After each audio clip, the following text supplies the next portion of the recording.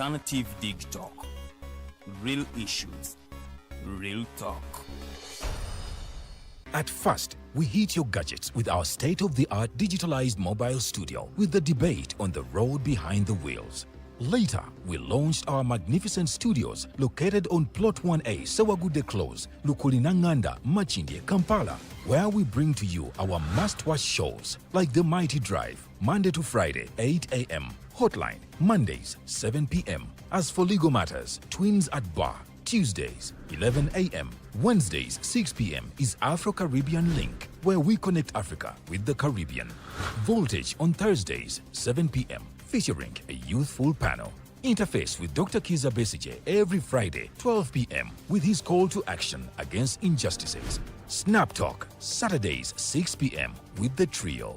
A must-watch, The Political Dice, Sundays, 8 p.m. with the duo that never stammers, and so much more. Watch us live on all our social media platforms. We are the Alternative Digitalk. Real issues, real talk.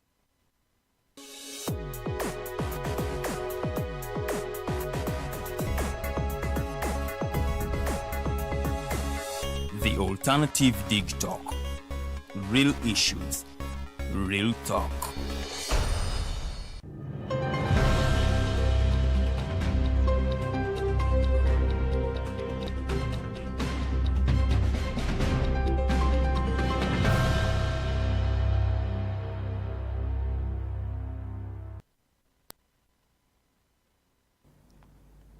Enaku z'omwezi ziri 26 omwezi tuli mu gwa November omwaka tuli mu 2024 mbaniriza program The Mighty Drive naye kati tusookera muko mu Mighty Global Updates okumanya biki ebyagenze maaso nga tetunnayingira program yaffe mu bulambalamba. Njagala okubategeeza we live on Facebook, osobola okutusanga ku The Alternative Uganda oba TikTok TV, ojja kubanga ate otufuna bulungi nnyo, ate ku YouTube ojja kubanga otusanga ku The Alternative Uganda. Nze Faridah Bikobere ngenda kubanga ate mbayitira mu komo ebyo ebyabaddewo olunaku lw'eggulo bwe nabamaliriza omugenyi wange agenda kubanga aneegatta kutugenda kubanga twogera nsonga z'amateeka okusingira ddala, naye ate tujja kubanga ate tugatta muko ebyobufuzi here and there because amateeka tegasobola kutambula ng'ebyobufuzi tebiriiwo. So nja kubamba kubiriza nnyo mutwegatteko abalina ebibuuzo tukozese comment section sobola okubanga ate show yaffe etunyumira bulungi nnyo. Olunaku lw'eggulo ezabadde enaku z'omwezi 25 omwezi ogwa November gwe tulimu, ababaka okusinzira eri mu kiwayi kya FDC Katonga munaye basoose okubanga ate ba addressinga bannamawulire oba kyetwandiyise press conference ne bategeeza ensi nga bwe bagenda okubanga bamachinga mu ngeri y'okubanga balaga obutali bumativu era nga bano babadde balina document gye batwala ku Kenyan Embassy wano e Uganda nga bagamba nti kisusse okubanga ate abantu baabwe bawambibwa mu ngeri bwetyo respecting human rights, ate munaye nga ate bawambibwa mu ggwanga ly'e Kenya ate ne bakukusibwa ne baleetebwa mu Uganda wano nga tebayise mu mitendera emituufu.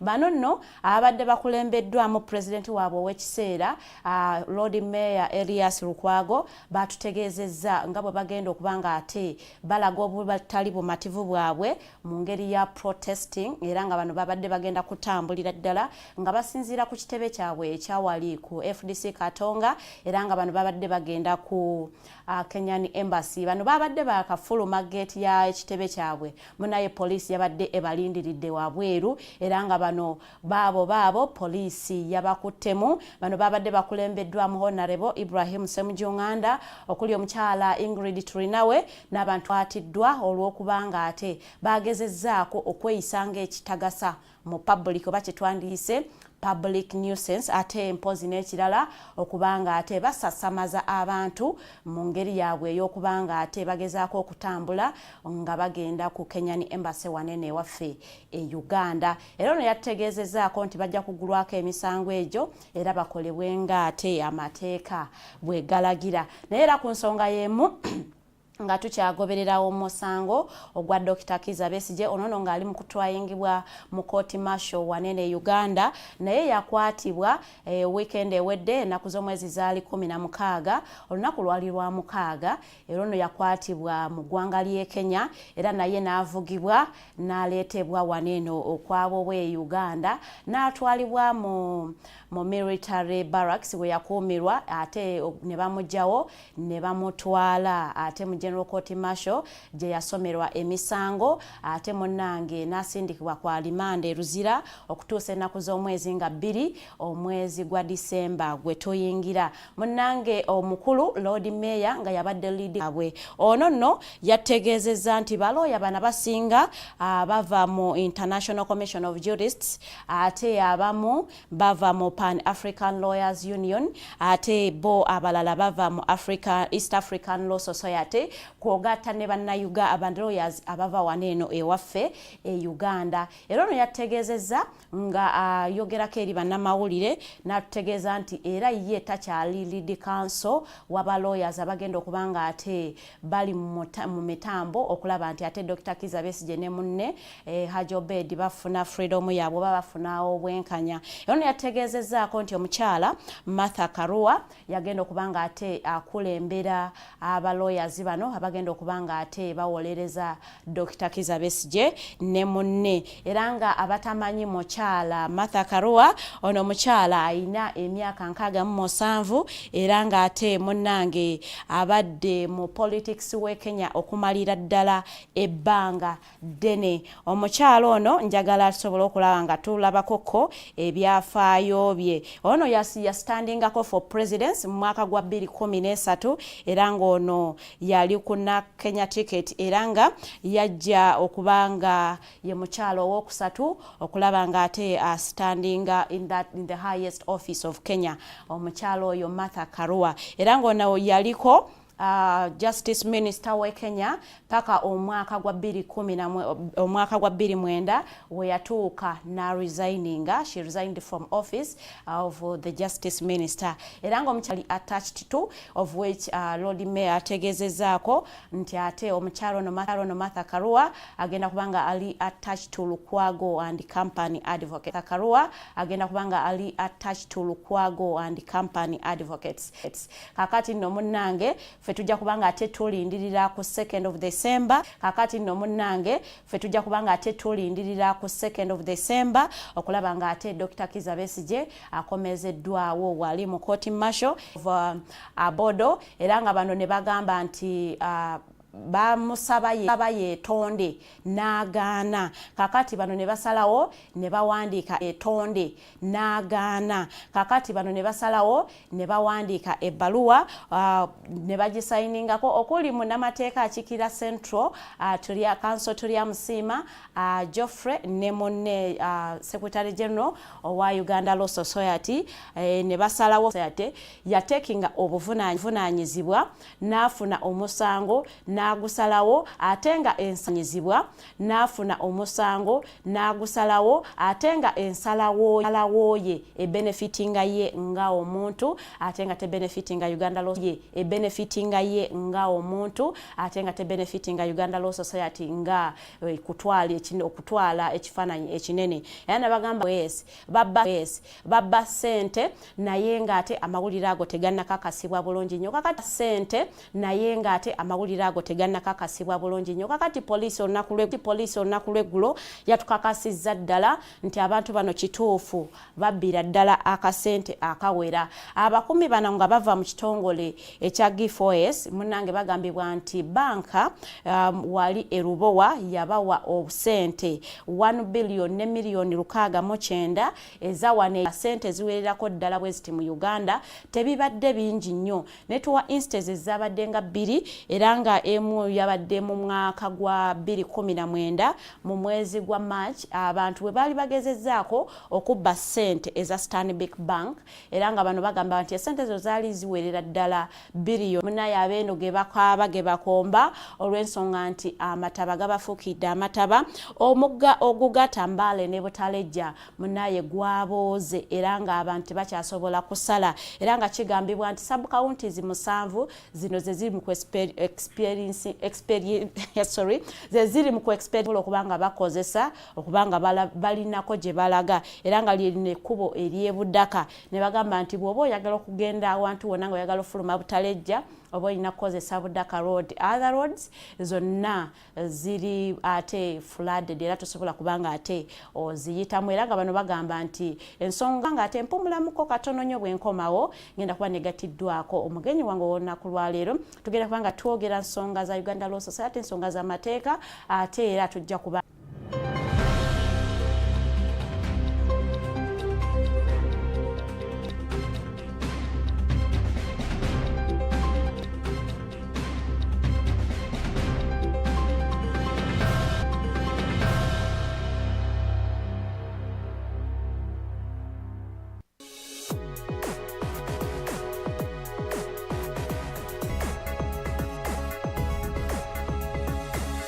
The Alternative Dig Talk. Real issues, real talk. Hey Teddy, have you noticed how little attention science and health issues get in the media? Totally, Edgar, yet science information is very important. Yeah, for sure. That's why the Health Journalists Network is here. How can they help? They are a group of journalists dedicated to advancing public understanding of healthcare issues through impactful reporting on health and science. Oh, really? Yes, they meet up every month with scientists and researchers, policymakers, and activists at the science media cafes. They then relay what they discuss to the public. Does that benefit us? Oh yes, very much so. This helps with health and science literacy for a healthy Ugandan society. Okay. I love getting informed about science and health issues. Health information makes all the difference between life and death.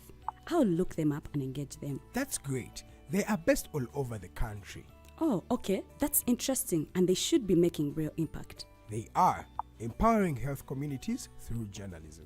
Journalists can save lives just like doctors. At first, we hit your gadgets with our state-of-the-art digitalized mobile studio with the debate on the road behind the wheels. Later, we launched our magnificent studios located on Plot 1A, Sawagude Close, Lukulinanganda, Machindye, Kampala, where we bring to you our must-watch shows like The Mighty Drive, Monday to Friday, 8 a.m., Hotline, Mondays, 7 p.m. As for legal matters, Twins at Bar, Tuesdays, 11 a.m., Wednesdays, 6 p.m. is Afro-Caribbean Link, where we connect Africa with the Caribbean. Voltage on Thursdays, 7 p.m., featuring a youthful panel. Interface with Dr. Kiza Besije every Friday, 12 p.m. with his call to action against injustices. Snap Talk, Saturdays, 6 p.m. with the trio. A must-watch, The Political Dice, Sundays, 8 p.m. with the duo that never stammers, and so much more. Watch us live on all our social media platforms. We are The Alternative Digitalk. Real issues, real talk. Hi, Rogers. Can I ask you something? Shoot. What does corruption mean? Well, summarily, corruption is abuse of public power for personal gain or for the benefit of a group to which one owes allegiance. For example, when a public office is abused by an official accepting or soliciting a bribe. By the way, private people can be corrupt too, like bribing police officers to escape fines. Okay. So exactly how does that concern me? Well, do you pay taxes? I guess, yeah. What does that have to do with this? Everything. Because those taxes you pay are supposed to facilitate services you use, like water, electricity, roads construction, medicines in hospitals, name it.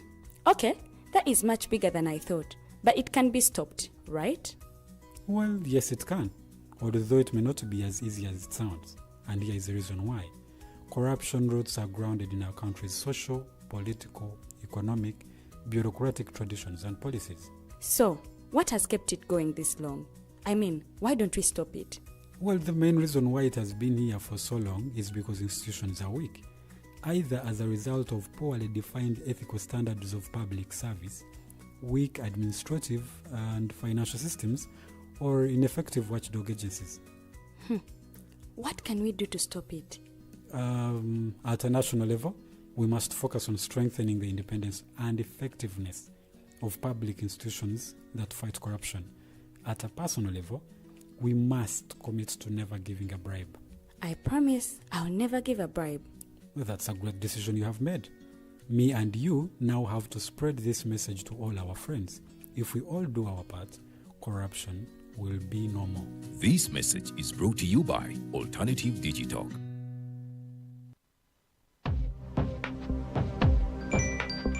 Go to the church, though. Tawali man, what's up? Man, can you imagine people just dump everywhere? Someone drinks water and throws the bottle wherever. Come on, Rogers. What else do you expect people to do with an empty bottle? Simanya now, Bikoda. Do you know that plastics take at least 450 years to decompose? What? That's a long time. Exactly. Because plastics are made out of a lightweight and flexible material that doesn't decompose easily. And plastics everywhere in the environment cause plastic pollution. What is plastic pollution now? It is the accumulation of plastic waste in the environment, like bottles, polythene bags, straws. All of these contribute to plastic pollution. I have been using them without knowing their effect. Yeah, a lot of people have. Plastics are a danger to the ecosystem, both on land and in water. So how can we overcome this problem? Is there something we can do? Oh yes, we can reduce by minimizing the use of plastics, reuse by repurposing them, or recycle by collecting and processing them into new products. Everyone wants to change the world, but no one wants to change themselves for the world. How about we change our habits for the world? And it starts with me and you. This message is brought to you by Alternative Digital.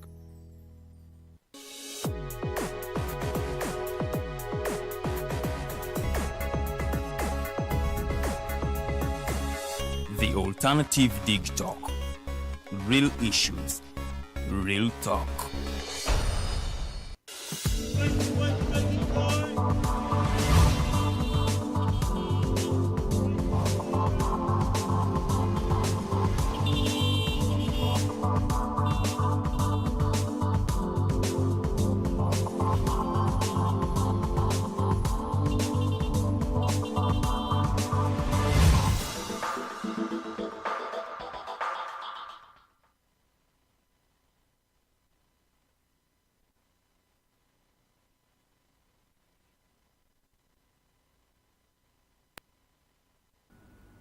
Tukulika eyo mu kuwumulamuko negatiddwako author omukulu Mr. Norman Tumuhimbise ate nga munnange ono ye National Coordinator ow'ekisinde ekya Alternative Social Movement and he is the ED Alternative Digital.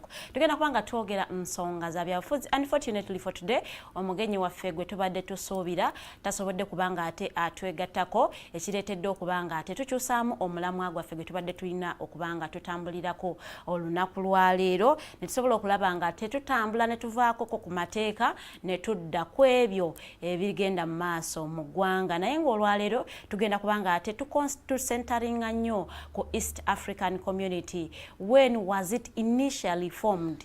Era when did it collapse? Era nsonga ki eyakireetera okubanga kikolapsinga ne lwaki kya revivingibwa? Era has it served the objectives oba tekiina kye kikozeewo? Tugenda kubanga ate tubitunuulira bulungi nnyo sobola okubanga tufunamu ekyokuyiga. In June 1977 munnange member states ezaali zegattirwa mu East African community zagaana okukkiriza ku budget finance budget era munnange Kenya neganira ddala okukomitinga okubanga ate ewaayo sente ezaali zisabiddwa era nelangirira withdraw from the East African community ate munaye bulungi nnyo with the objectives ez'okubanga ate bafosteringa regional economic integration n'ebintu ebirala ebyali biri mu objectives zaabwe. Tugenda kubanga tutunuulira objective by objective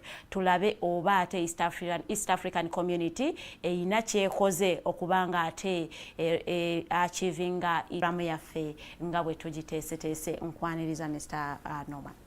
Abatulaba mwebale kutulaba n'okuteekamu kaddata kammwe ne mutulaba era neyanyiza nnyo okuddamu okukomawo wano.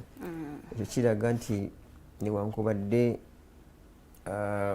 bannayuganda bakunokkiriza miliyoni 4 mu ziizo okwebwa omukisa okukomawo wano okulambulula ebintu ebimu kiba kyankizo nti naffe twongere ettoffaali. Kale ebigaana tunassaako ejjiiko y'omusenyu ku kizimbe kye bayita Uganda okusinga bakizimbulula. Exactly. Yanziza. Okay. Mbadde wotuukiddewo nga nkola ka background yakatono nnyo ku East African Community yatandika mu mwaka gwa 1967 n'objectives then ze balaba nti zeetaagibwa kubanga zikolebwako kubanga bagatta amawanga gano okutambulira awamu. Akati we twogerera olunaku lwaleero omukyala former Justice Minister we Kenya Martha Karua yalondeddwa era yagenda kubanga ya leading what brings about the difference nti omuntu yetaaga temporary practicing certificate okubanga ate ajo practicing amateeka wano Uganda. Nsobeddwa ewakane mu kibira nti olumu waliwo content abeera yeetaagisa oba okubeera mu Luzungu for some purposes ate olumu nosanga ate oba byetaagisa ate abeere mu Luganda. Leka tugende n'Oluganda nga bw'ogambye. Ekisooka kya byonna singa mbadde nzikirizibwa alikuwa siri muvumi ebyo sibimanyi kuvuma naye abantu abamu badde beetaaga kubagambako straight away. Ekisooka kya byonna for your information n'abatulaba East Africa eyina East African Law Society. Era okubeera member ndiko ku group emu ey'abannamateeka bamu aba East Africa bagamba okubeera member osasula $1,000 oba mu 5 ziri around $1.3 kunya. Era waliwo omuntu omu yali ayagala okubeera I think president wa East African Law Society I think ng'agezaako okugamba muno agenda kugezaako ayagala first of all nga baagala yayagala okukendeza sente ezo n'ekyokubiri abeeko contribution gyakolera abaana especially young lawyers abagala okuyingira mu East African Law Society. Ekyobugwagwa mu kyo era ekirala kiri nti omuntu wandisuubire nti omuntu obanga subscribing at East African Law Society, that alone is enough because that becomes a supreme body, becomes a supreme umbrella.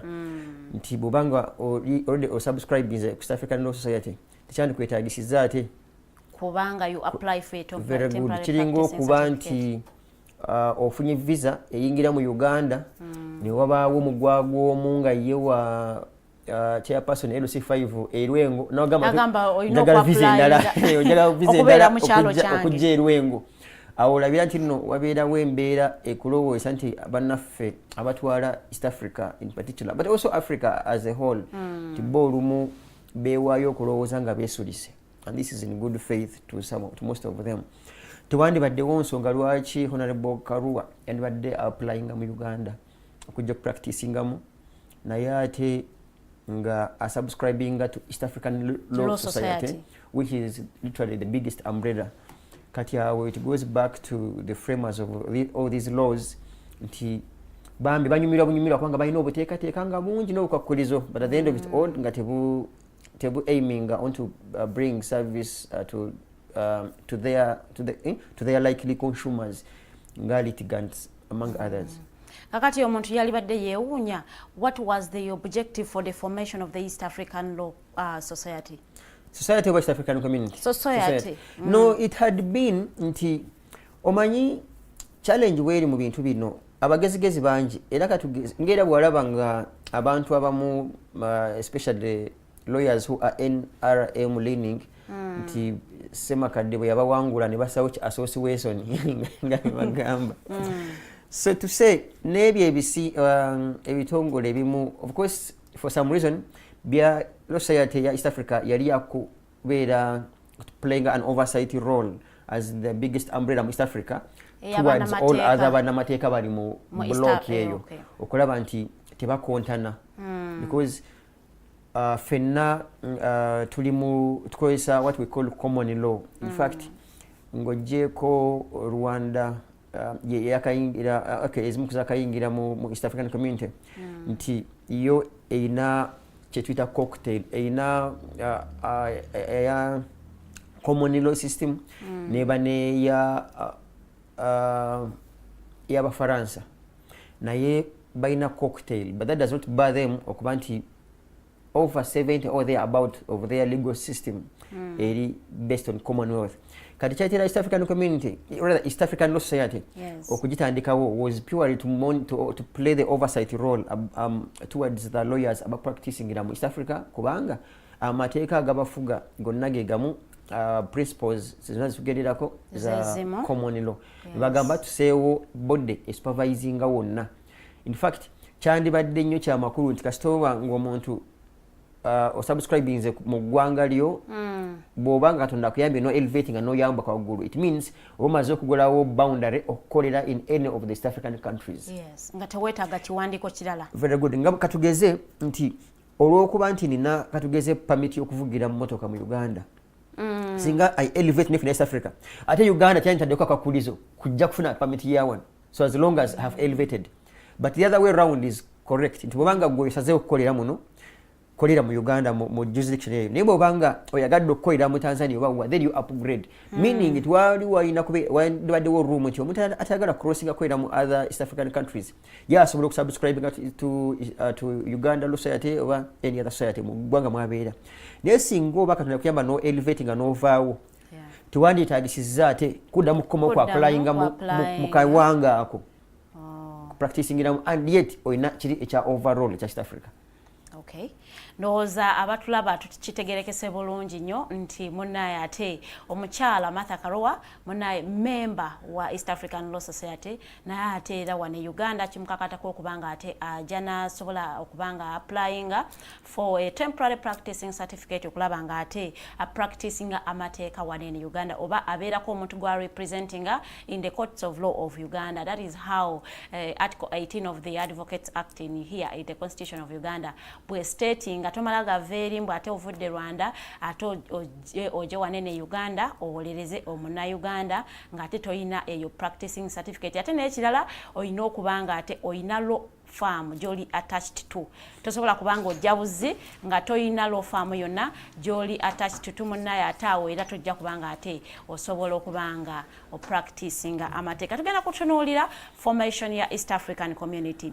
When was it first formed? Tutunuulidde ne kugamba nti East African Community enono ya formingibwa mu 1967 era nga yatekingibwa from the Treaty of East African Cooperation. Bali beita Treaty of East African Cooperation kakati ne bafuuka East African Community.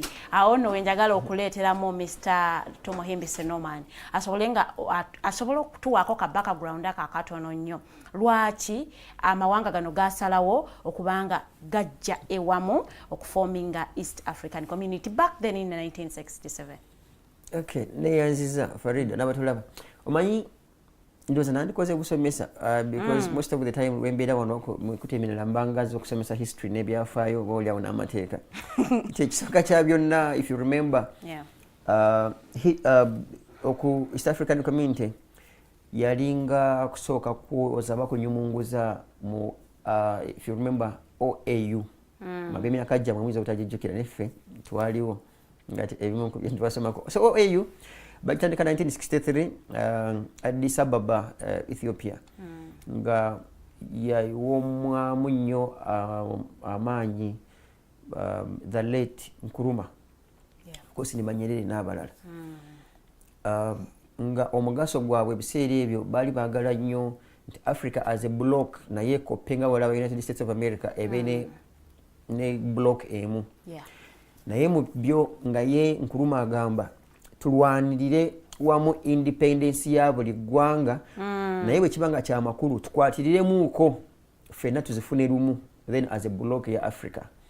Era ne wano Nyerere in fact Nyerere naye agezaako okulwanirira mu East Africa wano ng'agamba tufune independence ffenna as a block ya East Africa, not just as independent countries Kenya, Uganda and TZ.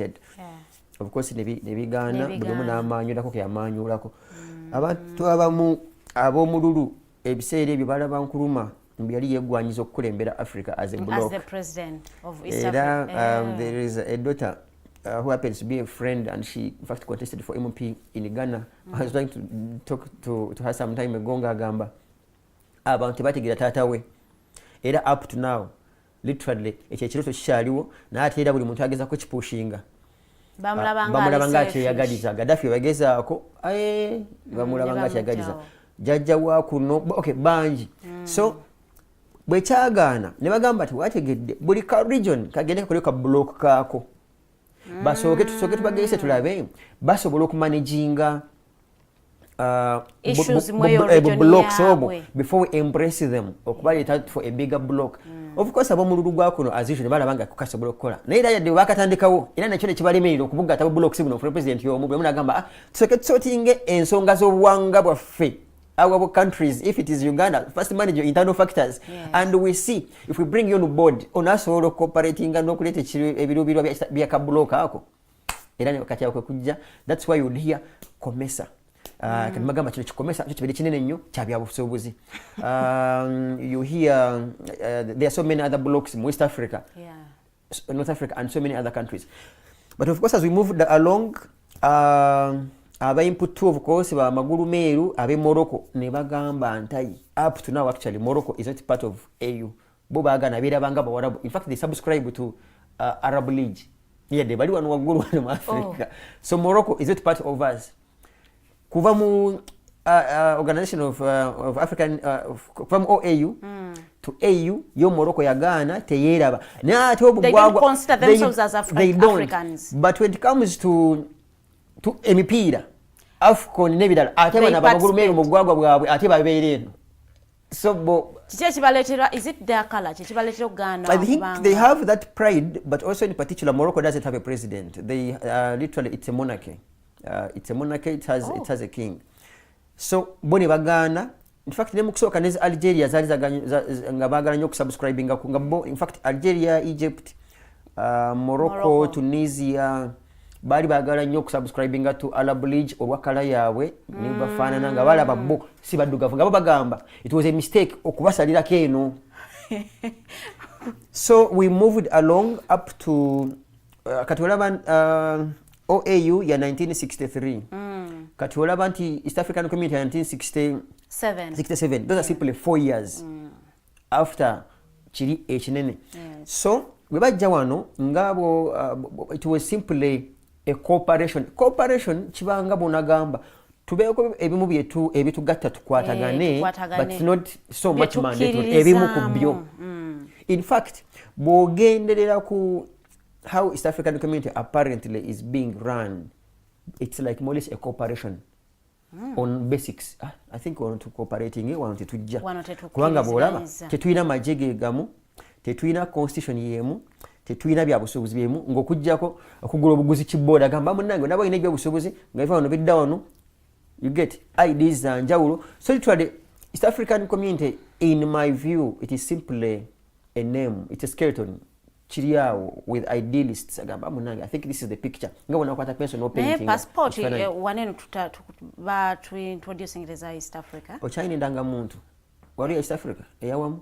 no eyawamu that's what I'm saying nti boba do you know bobo traveling ngogenda TZ or Kenya or Rwanda under normal circumstances it should have been nga borders the acceptance ceremony what is a free entry and free exit because if we trust one another and we're one block why would I first subject myself to the immigration yadenga nimuna because the mere fact that passport East Africa chinga bwengama kati na national ID ya Uganda nino ngambo genda in northern region ekaluma sangawo border does it make sense otherwise then it would mean nti machaza mu Uganda naye ate siri Ugandan qualifying ogenda eggulu because ekaluma nokusangawo when clearing okwezikizo genda eggulu yate bagamba gulu is part of Uganda obogende usoga antuke ku echira jinja wali ku Nile ku bridge bangambe anga tonna kulasanga kuja jinja nengo ngambye I am Ugandan so if we are indeed East Africans why must I be subjected to such clearances ogenda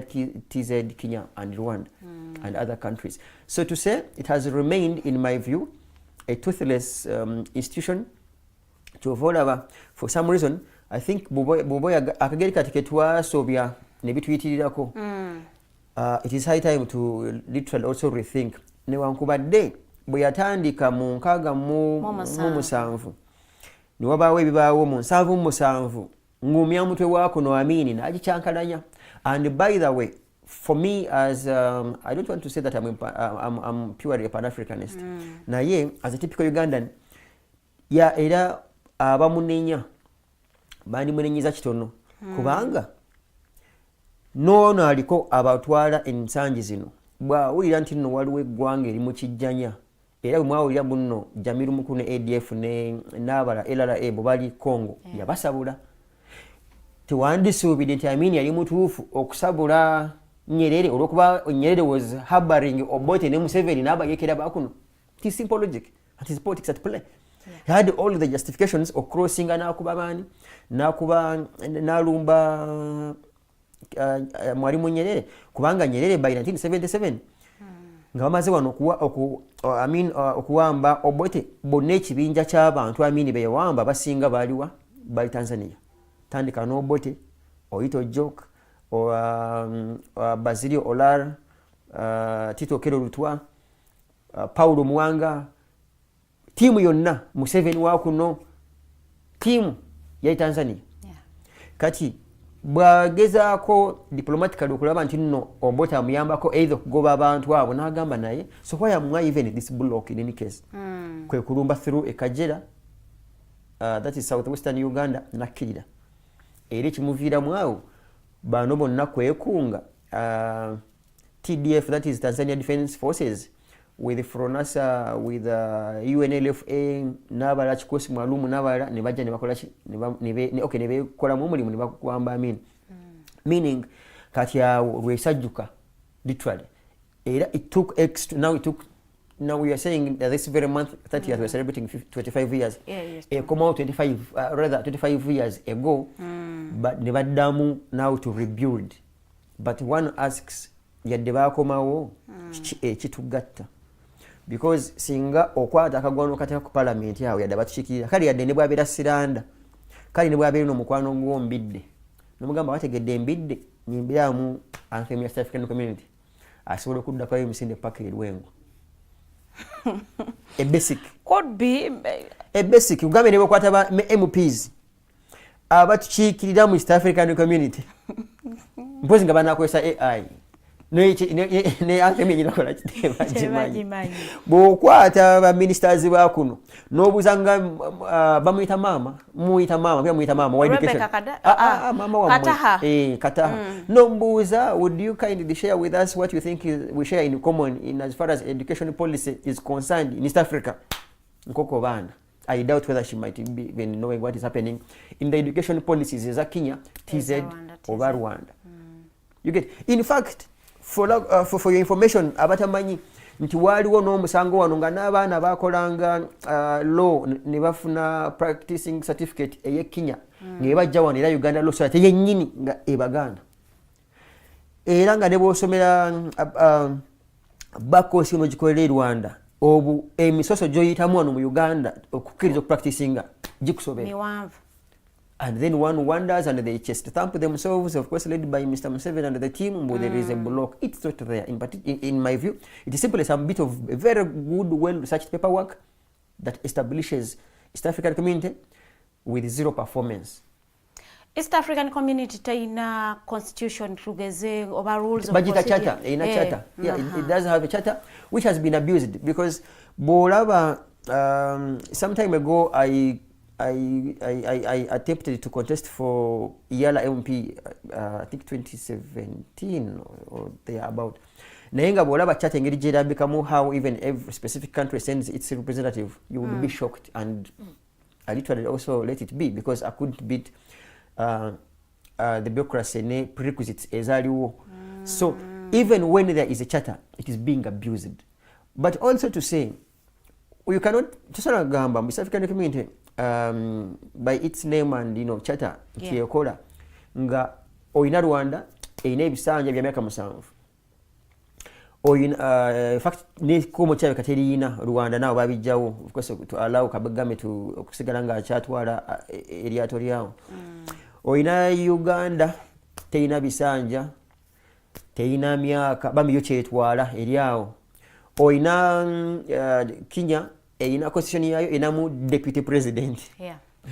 oyina Tanzania constitution yayo egamba buli president lwanaavanga ku mainland bategeeza okay Tanganyika literally yaberanga Tanganyika nga twanagattako ebizinga by'e Zanzibar to become Tanzania. You get kati ebyo bizinga byabigattako ne bakola constitution yabwe ne bagamba president bw'anaavanga ku mainland vice president anaavanga ku islands eza Zanzibar. President bw'anaavanga e Zanzibar era Al-Hassan Mwinyi bwe yavanga ku bizinga nga vice president wavaawa mainland. Kati ya constitution yabwe yanjawulo eya Tanzania yanjawulo eya Uganda yanjawulo Kenya Rwanda yanjawulo Burundi bambi bo basaasira bosi balina bubali balina obulamu bwabwe n'osanga ono omwami waffe wano waggulu wano ku South Sudan akusobera Shekedi muziki nangai kati bo bali mu life yabwe. And actually, some time ago, I had an opportunity to interview Pierre Olumumba.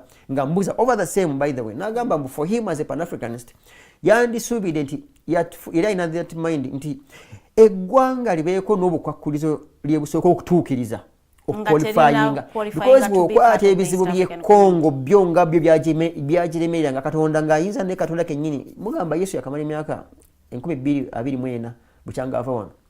Ne bwakoma wayinza butasobola kusobola bintu bika Congo as of now ate okujjako muganda we ngaba Yesu ngabana okutulawo e Kinshasa bagisorting kati awo ne mukwata ebizibu bya Kinshasa nga bwe eri Congo ne musoka kubawa East Africa or community already nga nayo nebyayo ng'ekimu ku byo ina Museveni n'abalala ne South Sudan so ne mukwata bizibu ku bizibu.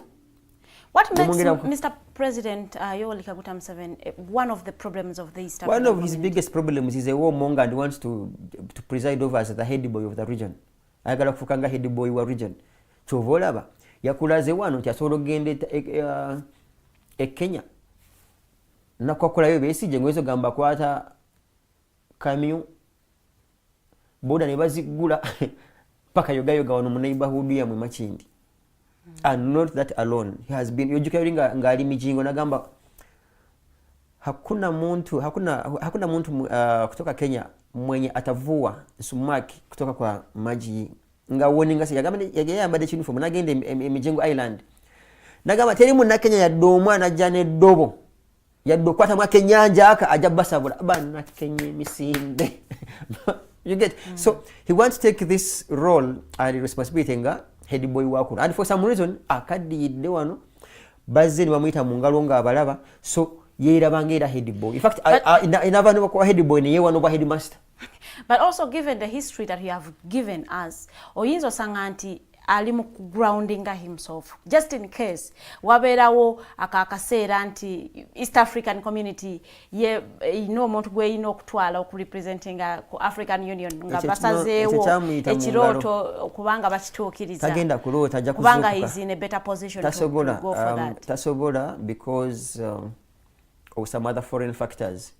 Ate ne bali ba magulu meeru ababawo obuyambi n'ababakozesa mmwe Abafirika tebasobola kukyagala n'okuteekawo obuteesi currency emu just ya East Africa ndulu tekisoboka as of now unless nga musazeewo okubeera dictators against and towards the whites. You can choose as a block to be dictators against and towards the white. Nogamba bino he's one of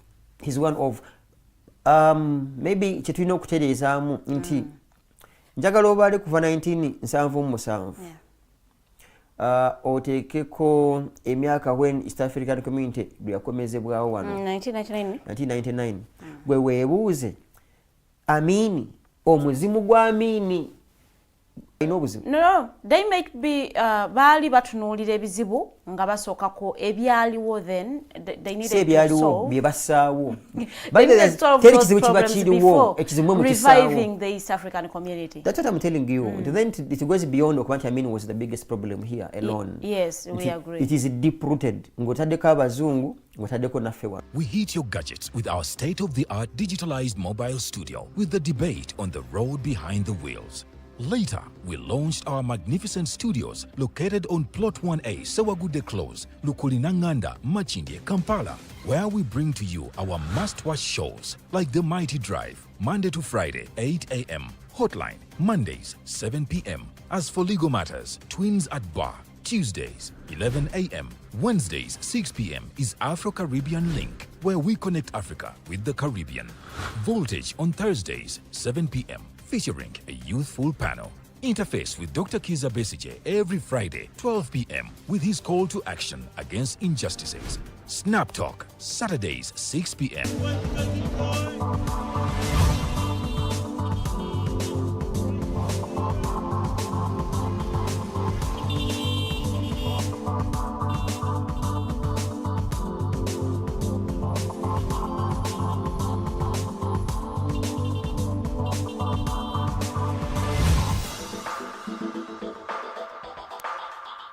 Political union. Kakati etwala tugenda mu kuwumulamuko. Omugenyi wange gwe naye mu studios agambye nti yebwa omubuuza one of the achievements of the East African community. Tasobola kuwaayo neemu. Naye nze wamma abalabi bange njagala mbaweyo achievements satu as a East African community. We have one passport. Electronic passport okuva mu mwaka gwa 2017. Kusalimbira mu ggwanga eddala olina okufuna temporary what? Identification what? Identification certificate.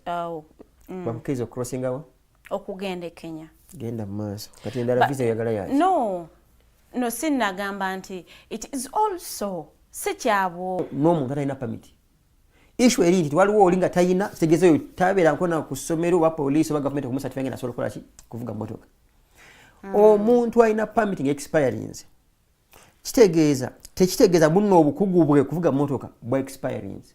It's a document. Era lwaki government zisaawo ekintu oku expiring for some reason, especially ID bwe ebola mu Uganda bagamba sasula ekyeji. Sibagamba ngeringa punishment bolaga vubo kali fine ID kubolako. Kati wano bolaga vubo bwange buliwa. Kati wano bolaga vubo bwange buliwa okusasuza ekyina okumpa ID nga mwe mwali mu kujirenewing. Okusasuza ekyina okumpa ID nga mwe mwali mu kujirenewing. Why don't you have a passport? Why don't you have a passport? Those olaba Marie Antoinette. Those olaba Marie Antoinette. Can't buy bread, buy cakes. That's European basic biafuna mu nsi ye. That we don't blame it onto the East African community. You should be blaming the government. We blame the East African community. You should be blaming the government. We blame it to them because abantu gano kuyingira mu nsi zaabwe. Si Uganda tugano kuyingira mu nsi zaabwe. Si Uganda tugano kugenda Kenya. That's the point. Ntino Kenya. That's the point. Ntino gende Kenya. Wait I get temporary. Why should I gende Kenya? Wait I get temporary. Why should I be provided with a temporary travel document? Mo East Africa temporary travel document. Mo East Africa auchenchovola bankuza mu East African community with its failures. Had it been community with its failures, had it been operational, yandigambye it is free entry, free exit, or at a basic amount of let's say Ugandan currency 1,000. When you say free, they are not charging anyone to enter another country. It is your government that is charging for that travel document. Mr. Norman. He's charging for that travel document. Mr. Norman. And that we do not blame it. It is a failure of your own government. Where does Uganda belong when it comes to a bloc? It belongs to the East African community, but Uganda as a country has its own constitution. That becomes, if it was a disease, we would call it a communicable disease. That a communicable disease based in Uganda here, in both Nakasero and Entebbe, casting realities, Mr. Museveni, Tibuhaburwa, Mwine Kaguta, is a political communicable disease to this region. Is a political communicable disease to this region that most of the problems East Africa is facing. Nyerere yasoka kugana kufuna independence ganga. In fact, abazungu bali bagala kusoka abajamani because ye yajja ku bajamani. Basoka kujiwa Mwalimu Nyerere. Basoka kujiwa Mwalimu Nyerere. Nasoka gana nga akwatiridde mu ngagamba tusoke tufune Kenya. Ne Uganda nga akwatiridde mu ngagamba tusoke tufune Kenya ne Uganda lumu. olw'omululu gwa kuno Uganda nedduka emisinde yasooka okufuna independence so muno Uganda yasooka Kenya okufuna independence awo obuzibu the extreme of what was taking place in Kenya banna Kenya bameka oba Tanzania okay banna Kenya bameka moyi byakima mu Uganda nga batwali ewabo obwenga bawakanya Tanzania no ayinza okubanga teyatuuka ku that extreme but also ebyokuwamba abantu obwenga bawakanya Tanzania no ayinza okubanga teyatuuka ku that extreme but also ebyokuwamba abantu okubabuzaawo in Kenya byali bakaja bangu bakuno mu East Africa bali aba abewaddeyo ate bonna character ezagala okufaanana because bonna obukulembe ne Kagame ebagatta bingi kyovola benneeyisa yaabwe n'amaanyi ge beewulira mangi vis-a-vis abalala era inejjoogo lyabwe balina mu mbeera y'okuba nti nno bo bamukwata mundu kyovolaba bajooze buli muntu gubeetaga mu East Africa so meaning the biggest communicable political communicable disease in East Africa is Mr. Museveni. The deputy communicable disease in East Africa is Kagame. Abasigadde bambe bagoberera bugoberezi bali kati Ruto n'obwa civilian bwe. Ngati tunatuuka ku influence y'aba Bush presidents ba Bush presidents betwina. Oyogedde n'ogamba nti obuzibu bwa East African community it has always been Uganda. Obumu okay obutandikirwako. Kakati Uganda is still a member of the East African community and we have a president that you say he's part of the problems of the East African community. Singa Mr. President alimu the sitting president we have Yoweri Kaguta Museveni singa obwongo buli babujjamu ne bateekamu obwa Musevenism nga dio lijatambuliramu era ajja kukwata his communicable disease yoga paka Arusha where the East African community headquarters are.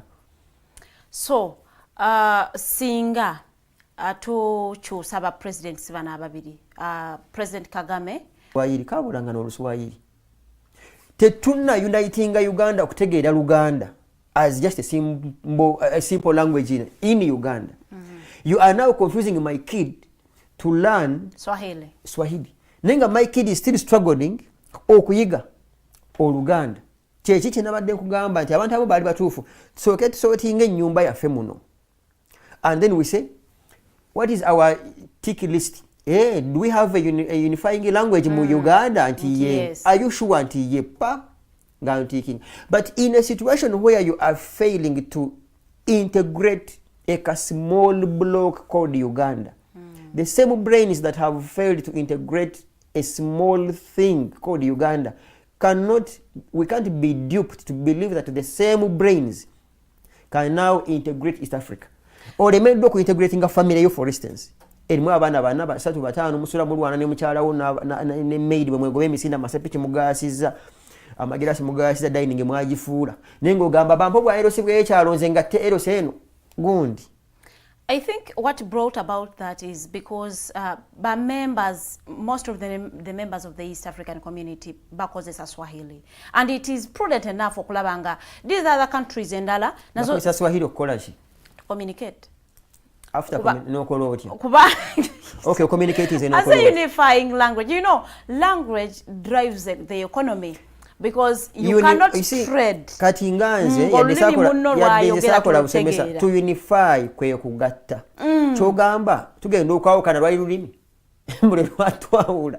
Kati tubana East Africa yachankalanya yachankalanya kwali yategatta lulimi. No, it wasn't one of the problems, but one of the objectives of the East African community. Ngabakiriza mu Bible katalagenda okulabanga okogera olulimi olumu ate ogenda bacyankalanya nabagamba ogenda nnimi nnyingi bano nga bazimba bagita munaala gwe babbe.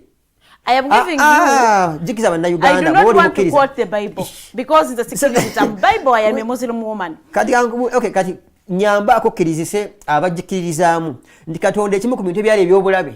Yaraba ati okugatta abantu nga bakozesa olulimi lumu kyandibwa kyabulabe nnyo n'abaawula kati gwe lwaki wandisuubidde nti okwogera olulimi olumu kyankizo nnyo ate nga ye Katonda gwe tugamba muno yatutonda awo tusinga okutegeera mwe muyita baswala de waswala medalakis above all ye yasooka n'agamba okumaba abantu tebeetagisa nakubagatta kuba olulimi lumu kamba chankala yimbawe nimi ezenjawulo sikulwanga mbanzugulako olutalo gwe lwaki wandisuubire nti Katonda olaba yasobola otwawula buli mu olulimi olulwe gwategala kumusinga magezi kutwala olulimi lumu. One of the objectives of the East African community is economic integration, and you cannot trade with someone whose language you don't understand. Farid, so I'm going to make you look to the public muno o supporting ennimi zino just lwakuba oyagala nnyo Museveni ne banne. Oyina mikwano gye gisubule China. That is a lie. Oyina mikwano gye gisubule China nezigende Dubai. Kyogamba buli muntu asubule Dubai ogera lulimi tebava bina bintu. Abogera Luwarabu abagende Buwarabu okusubula ebintu. Kyogamba bonna abagaggawadde nga basubule Dubai bawogera Luwarabu. Oba basubule China bawogera. Bahaja tabasubule China. Bahaja tibonna basubule China. Abagagga ba kuno mu Kampala muno bogera Oluchina tebasubudde tebagaggawadde. Must economic empowerment, we must understand Swahili. No. That's being below the belt. But whoever is promoting that, that's kwanguyiriza abantu okubanga bakola ki. Agende China yedimazeyo wiki olwokwata mayiru China batuka yamalayo omwezi. That's still. So to me, and I still insist, bino byonna byakwewusa kwejja mu kifaananyi ky'okuba nti tuganye okumanaginga what we call basics. Teri kintu kyasiize kunyumira oba kyandibadde kinyumira nga palamenti yakuno kera kumakya negamba nti mwategedde nti nedda okuva leero Oluganda lubeere national language. You get? Bwe tumaliriza nti omuntu bwe tomwanyi ekitegeeza is that achievable? Very good. So as long as you have leaders nga bo bakitwala ng'ekitali achievable, it is not. Naye bw'okyesaako lwaki obukulembeze obukugamba mu it's achievable bukuwuddisa nti ate Oluswahili is achievable. Lwaki wadde kisuubidde booti? No, because bwetambula mu Uganda muno nogenda eggulu restaurants everywhere Luganda is moving. Northerners are speaking it. Abateso abalwogera. Like why don't we begin with that basic? Kati tumaliza okuvaawo tugamba buli block esigaze olulimi lwayo. Because nze nganze bwe naaba nsaze okugenda okusuubula Kenya nja kukyeteekako okubaako byenjiga. I don't even need a government policy. I don't need it. Nja kukyeteekamu. Kyova olabera bwe baano ng'enjala ekusabudde kale otiteekanya n'okwesobonero ne bakuwa emmere mu restaurant yadde y'Abachina. Buzibu ki obuli mu kuleetera abantu okuyiga Oluswahili? I don't see any problem. No, there isn't a problem. Just like there is not an advantage. There is an advantage. No, it's a two traffic. There is no problem. Neither is there anything we benefit as of now. As a country or as a person who is learning Swahili? You see, benefits can be long term. Naye nkugambye tudde ku basic. Tandike n'ebisoboka ebitono.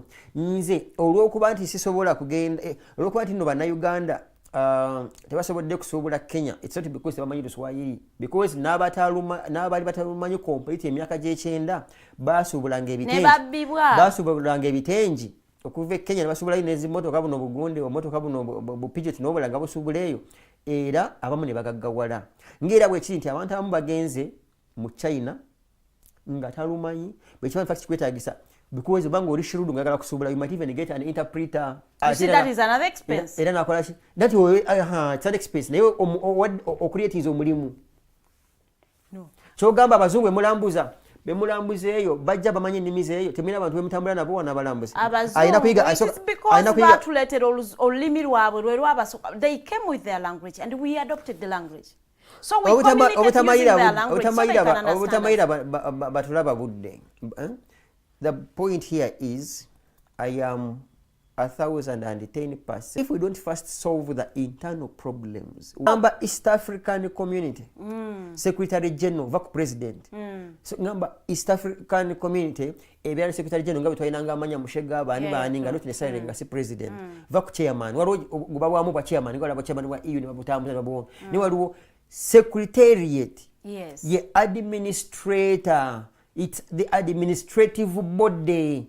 Where East African Legislative Assembly we reporting nga Parliament ya East Africa yayogedde kisiranda ne banne what is there, what has the Secretary General yabera saba wandiisi omanyi kizibu n'abaganda olumu mutusobe mugende mukwate ebifo ebinene nnyo ne mufuulanga ebyo ebitalimu sebo saba wandiisi one can even mistake Secretary General nga Karani muwandiisi buwandiisi and Museveni I think has even ever mentioned it. Very good. Museveni mentioned it nga bamugamba retired ku bwa president I think yali 26 n'atuuza olukuŋŋaana omusajja oyo ate atunyiiza na bunyiiza by the way tulina okujjukisa bannayuganda omabe yagamba but this is why it's telling me I retire from president I become Secretary General of like it's EU.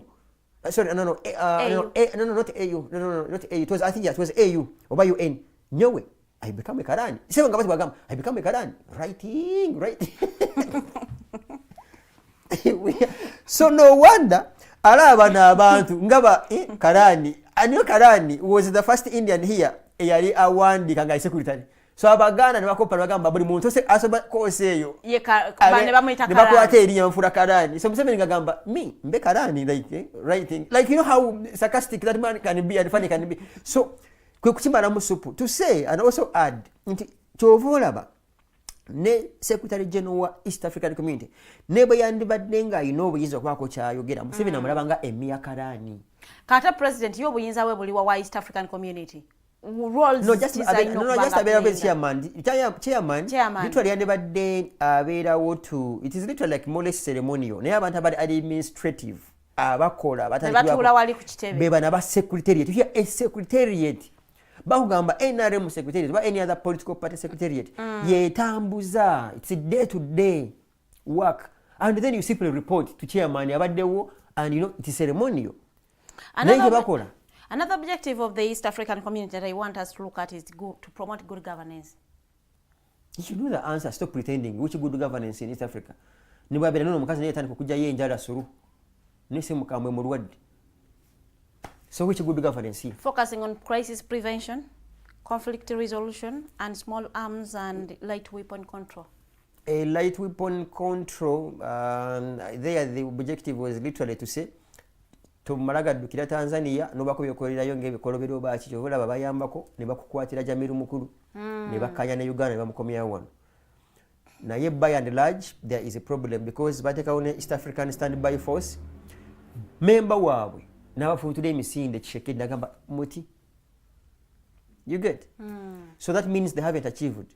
There is already byosokeddeko good governance. Go to Rwanda. What are the gifts and characteristics of good governance? And you tick and in your tick box in this country who has some bit of good governance. And badonga example. Back in the day abadenga Kenya. Yes. Somehow at least opposition is sort of bekungana bichi. Agenda ko panoti yabba ko Museveni ekitabo Ruto atambula nakyo kati mwasoma ata asula ku prep akuba winter. So mo members abegatire wamu mu East African Community nsi kije tuyinza ku benchmarking for good governance ngojeko Kenya. It's just tricky. TZ would be relatively fair akwana yeringa politically dull naye eri wakiri ngo mu byomweru. Yeah, I think you would benchmark on TZ.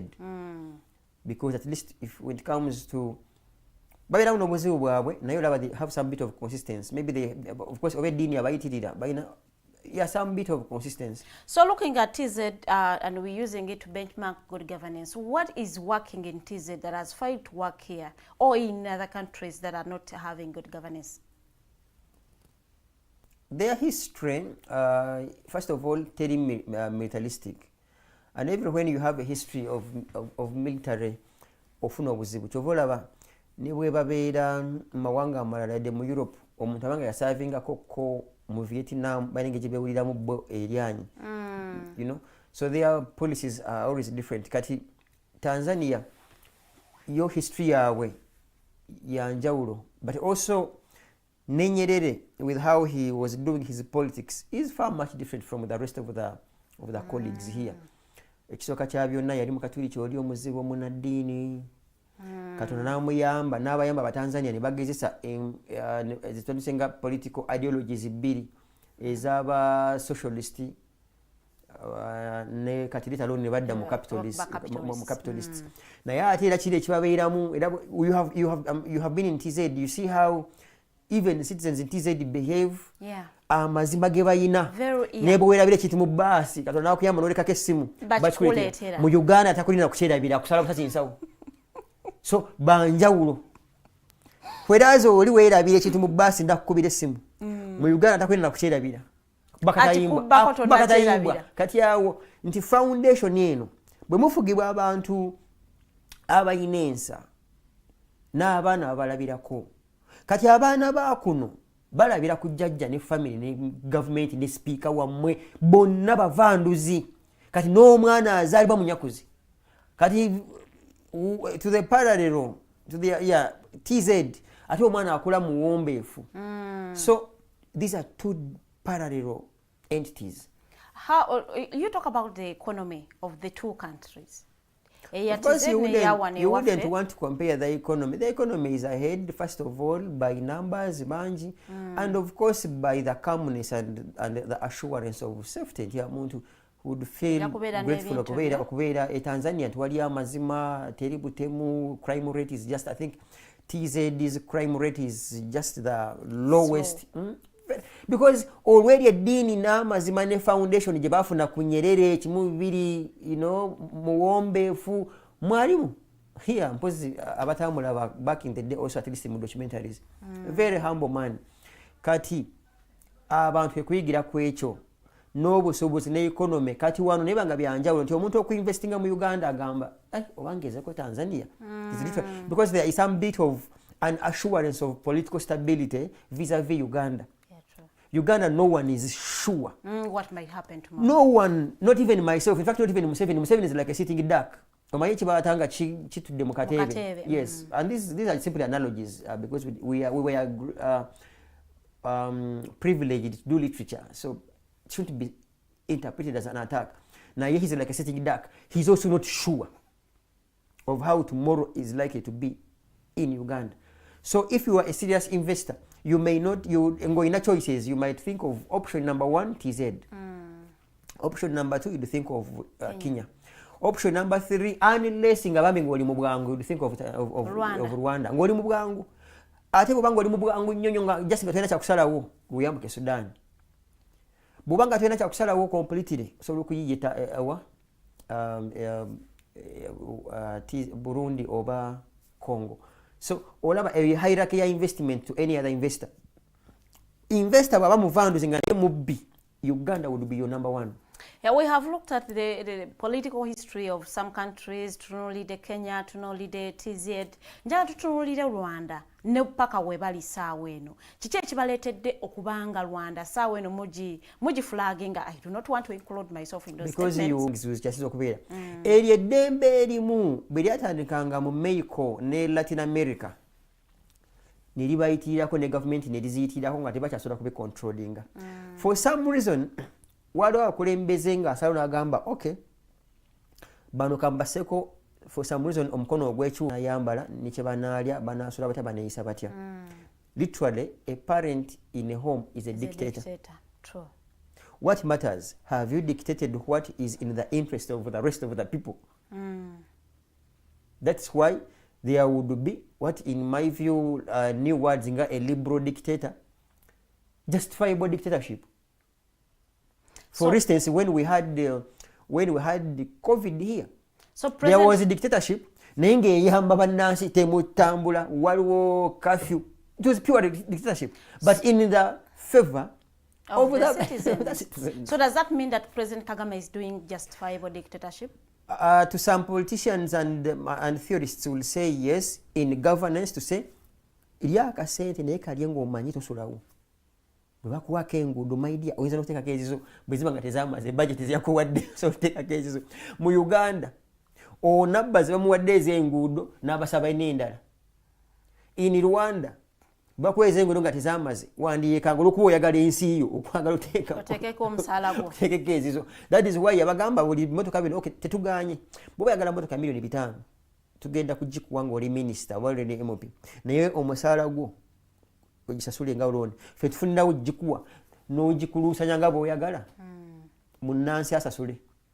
Mu Uganda emmotoka z'abalamuzi double cabin za state house ezaki ziriko ennyana ziriko ente ezikamwa ziriko amanda ziriko embaawo sinombo ate ne munnansi y'amayimba eyo mmotoka si ye mmotoka ya gavumenti kyova olaba agisanga ekansanga mu katale nga bagipakira amanda ne sementi egenda ku gonde ku sayiti yeyongera okupakira naye mu Rwanda bw'ogipaakinga bateekako sementi onoke nnyini poota gogamba gye sementi mu how are they called mu hardware yes, in fact tamuteeka nako sinakindi asooka n'okuloopa nagamba Minister Faridah apaakiza emmotoka ku cheap hardware bagateeko sementi because people see that as their own vehicle. See our government yaabwe. Mu Uganda it's the opposite. Zirimu embuzi zigaba lift kukuba kati Christmas agenda tuuka. Mufune omukisa mugende ku Masaka Road. Mulayi motoka za government ezipakira abantu kati ate nga basasula. Ngazo twala mu kyalo. Eza government, eza amaje UPDF, police, parkinga, nawaayo bano abantu badenga bayitoda, ba stage guide, n'abaguza abasabaze nakirira erwengo bayi Masaka obeteso ba Northern Uganda nenga motoka za government. Because institutions yazafa. Neffe benyini ba Uganda batandikirwa ko tetumanyi biki ebyaffe, biki ebyabakulembeze, biki. Okay, what is mine as a citizen? What is ours in a collective and what is theirs as our leaders? Okay. So since President Kagame is doing justifiable dictatorship, that makes him, it exonerates him from being a problem of the East African community. In everything there's when you go onto the extreme. But for some reason, some of these things, for instance,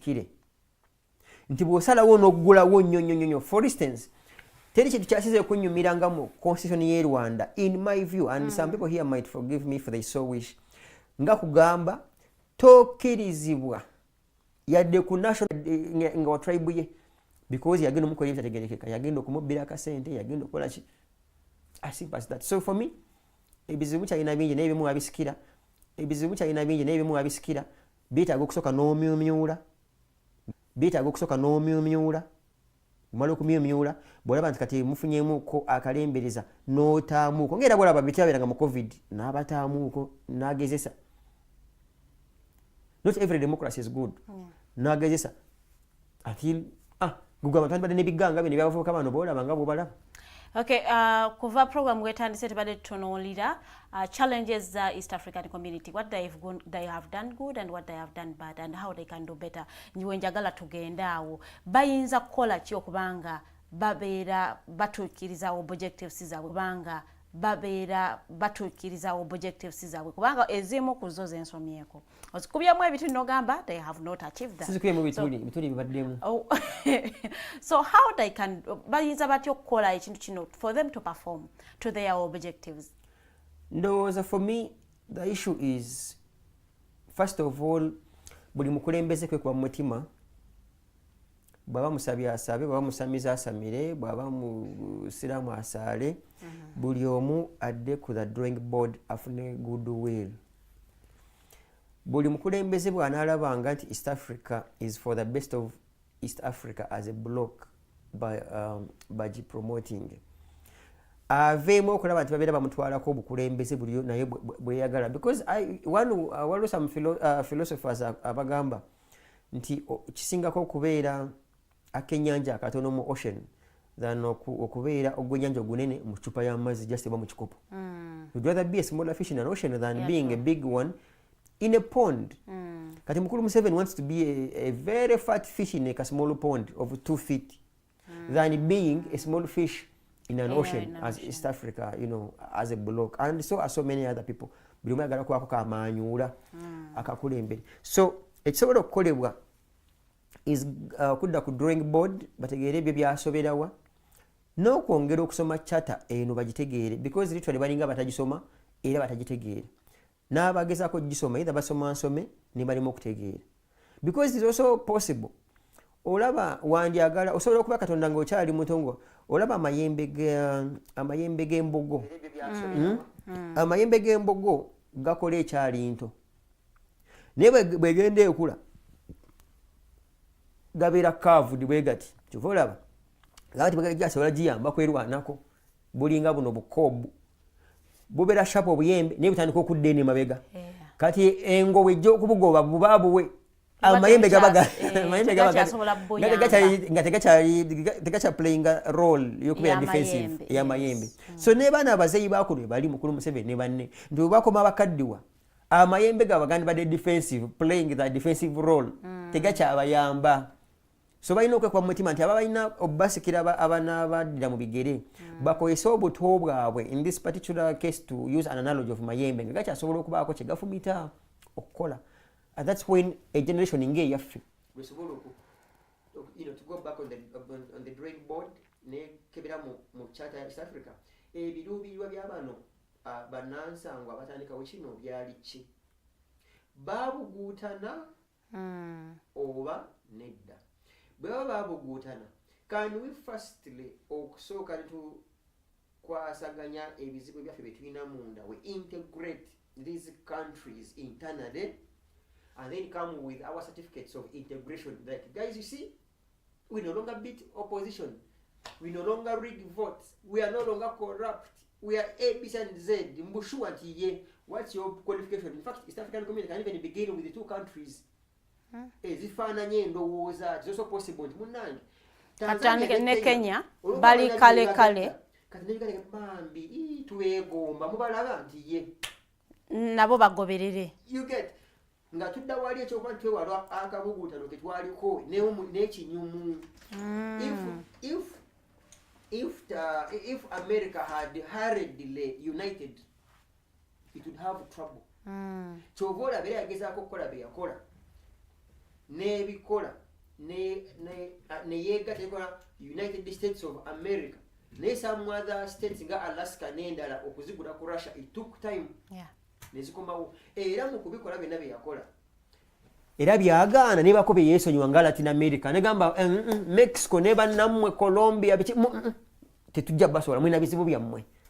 You get so hurried decisions also can cause countries to fall into a trap, especially when it comes to creating this, because mulwana bwe mwegatta bwe mweyawula kati nga we tuli kati gogamba sikyabwe swavu kwanga tuli wano ninga Uganda esolo kimu omuntu Kenya East African community ne bakoche yogera nga block you know nga leadership sikyabwe swavu okutwala amajego Congo Shekedi nakugamba sibagala bano bakozi bakavuyo sikyabwe swavu Uganda as it has been hard nge supporting M23 sikyabwe swavu Uganda would live here negenda newakula entalo Somalia kubanga nabo bali bagala okugisikiriza of course naye beeremu actually that ka Eastern Horn akana ketondeka obuyembe nga baganda bagamba oba Sudan, South Sudan. You get so ebyo nabyo byandinyumye nnyo buli omu okusooka n'atuula ewaka n'ogamba ennyumba yange etonnya kansooke ngisereke bwe namala ogisereka nga tekyatonya sikyayomba na mukyala n'abaana basoma sina buzibu n'abaana na maidi n'abantu abo mu nnyumba kati awo nzire kabalaza nkwate ekizindaalo kimukalakaasa ngambe nti mwategedde ewange nga bwe nsobodde otereeza ewange ndi mweteefuteefu okudelivaringa tiimu yange eri LC tukwasize wamu tukole mayumba 10. So one of your advocacy, what you're doing right now is to dissolve East Africa the second time. Because it has failed to achieve the purpose for which it was founded. So maybe it's time to reflect and go back home. Oje ngira boga muno wa participate in marathon ne bikukuba nodde waka nodde tololo wayo nodduka emisini no kola physique exercise nega kati ndimwetegefu to participate nojja tukola episode ebyo wagwanga senior for P7 nga bakuzaamu or repeating sorry P5 weteketekere candidature yo ya P7. What qualifies a country to be part of the East African community? Nanti kati apparently I think their charter was initially charting geographically where are these countries located? Because for some people Congo gunene nnyo bwaguuga bagulabanga oguli mu West Africa. You get so bagamba kubanga omuntu era yandikubuuzizza nti bw'okwata mapu ya Africa and you interpret it ordinarily ogenda okulaba nga Congo is part of us. Yes. It is East Africa. So these are East African countries. Ngabo wandisuubidde nti bw'ogamba nno South Africa yanjawulo ne the Republic of South Africa, because Southern Africa etandikira zi Malawi, Mozambique, Zambia okukkirira yonna etutwala nga block eya Southern Africa. So ne Eastern Africa baali bakigenderera nnyo nti amawanga mu buvanjuba mu East Africa.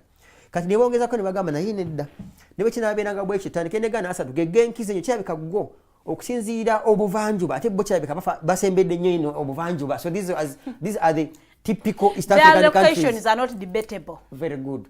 Kutandika nagamba tuli aba tuli basatu. Uganda, Kenya, Tanzania. Nibatandika ogamba tekimala. Rosa tugateko ne Rwanda. Convincing nene ka Rwanda kalinga kali mu nkwawa ze Uganda era bwokagendere nnyo n'ozibiriza okalabanga kali part of nebugamba naye nedda. I think it should be on application. Someone has to. Bo tusoma obulungi naye nga weegattanga eggwanga lyo lina engeri gye lyekuusa ku gano asatu. You qualify. That is why Tunisia tesobola kubuuka yine gamba naye mwategedde nange ndaba ndi mu East Africa okusinziira ndi eno buvanjuba naye nandagadde no tebamukkiriza because talina bwe yeekuusa nti booda ye ekwatagana ne kugana amawanga. Kwe kufuula ki bagamba okay now you can come, you can join by application. Salva Kiir kwe applying. I think even Somalia did apply ne Congo. Tewaliwo obukwakuliza obulala nti oba ensi yeyina okubanga etebenkedde. Ekyo tebakirinaamu kubanga bo bennyini oludda abalimu si batebenkevu ate kati bakayita batya akakwakuliza nga bo bennyini use the golden rule. Okiyinterpreting nti ye it wasn't in bad faith. Kibadde ategeeza okay ng'onaabiibya kikwetaagisa kubanga toyambadde engoye. No, but that is not what she meant. So I applied the neutral rule. Abaana b'emirembe gyammwe basome babeera ku ssimu kale kola scrolls nga 5 muka kale byonna binaagaana kale ku YouTube ne TikTok kale gako bafumba kale byonna nati byonna bikulemye kale engeri gye bafumba. Ngatumaliriza Mr. Tumuhimbise njagala osobola okubanga okomentinga ku arrest yabanna FDC Katonge yabaddewo olunaku lw'eggulo bano babadde ba protesting nga the marching to the embassy of Kenya nga balaga obutali bumativu nti kisusse ba members baabwe okubanga ba abducting bwa in Kenya ate ne baleetebwa kuno kwabo be Uganda. Ekisooka kya byonna kwebaza Ingrid Honorable Semujju n'abalala abawoomyemu omutwe n'okukunga abantu. Era mwekyo era kwenyamira kuba kuffe bannaffe bataffe bennyini batasobodde kubeeyungako ndi namba zabadde ntono. Okay, nga tumaliriza, why would you term okwatibwa kwa Dr. Kizza Besigye as a mistake made by the president? Because there are some things you should let be. Okay, even if it was true, someone is soliciting money. Nze nabagamba ne bwaba nonna anone ebimu ku byenkola buli lunaku obutaweera bwe masiri nga temunkyaziza kale ne bwenzija wano byenkola buli kimu kyenkola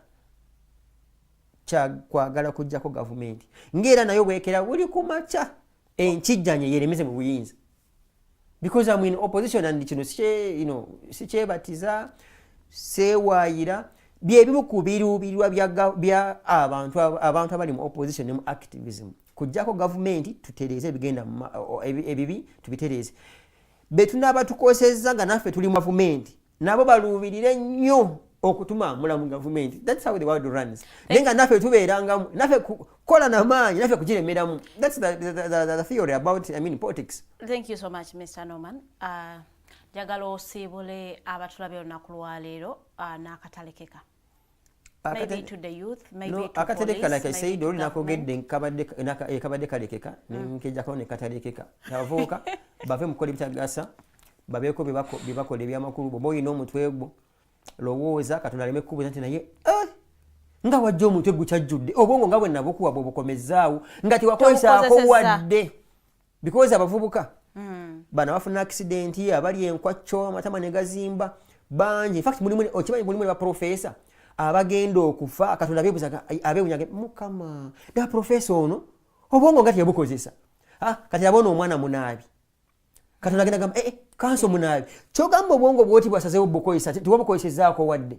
So twewale okufa essaawa eyo yakanayo kyani nga tufudde Katonda nga bagamba abakozesa obwongo muliwa ng'obwebwalabwala agenda obuyikola nga bujjudde nga bukyaliko n'akaveera bukyaliko siiru. So tubukozese mu bitugasa tubukozese mu kukola ennyo n'amaanyi okwongera okulwanirira eddembe lyaffe n'okulwanirira eddembe lyabo abatukijjanya kubanga nabo tebalina mirembe n'eddembe. Thank you so much. Akuume. Webale kubanga otwegaseeko Mr. Norman olunaku lwaleero okubanga twogera ku nsonga za East African community. Most of us only focus on Uganda politics and we don't really think beyond Uganda politics. Nti wateekwa okubaawo other factors ezisobola okubanga ate influencing the politics that is taking place in our own country. Badde discussion ennungi nnyo kansuubire nti ate ofunyemu ekyokuyiga gwabaddeko naffe okuva waliwo tutambulidde ssaawa 2 ate paka wano etuwunzikidde show yaffe olunaku lwaleero. Before I sign out, njagala okubanga nkola birthday wish obanga mpishinga omwana omuwala happiest birthday Joan osobodde okubanga ate munnaye otambudde naffe webale kula. May the good Lord give you ebyo byonna omutima gwo bye gusinga okuyayanira. Wadeno from Dig Talk to you Joan, we wish you a happy birthday. May you live to blow more candles and may all your heart's desires be fulfilled in the new year that you are going to start. Happy birthday. Njagala okwebaza mwena betambudde nabo mwebale nnyo okulaba show y'olunaku lwaleero. Mbaagaliza olunaku olulungi tusinkana olunaku olw'enkya essaawa zigenda kubeera 2 ez'okumakya. Mbeere bulungi mweraba.